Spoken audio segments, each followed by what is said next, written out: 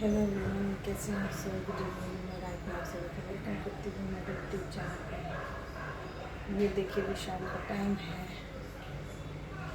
और मैं थोड़ा सा किचन का काम फिनिश कर रही हूँ। Now days I am very busy and mentally I am not well because my mother is not well, so that's why even I try to make a video for.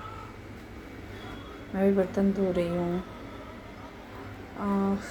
मुझे बताइए, क्या एक dish washer लेना सही रहेगा क्या?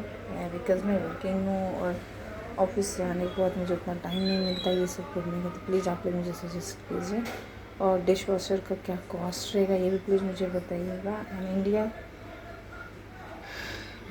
मैंने मेरे घर में भी डिश वॉशर यूज नहीं किया है, तो please suggest me, is it a good option two by dish washer? Because अकेले सब कुछ मैनेज करना, घर बाहर ऑफिस और फिर कितने सारे बर्तन हाथ से धोना, I think it's a waste of time and energy also.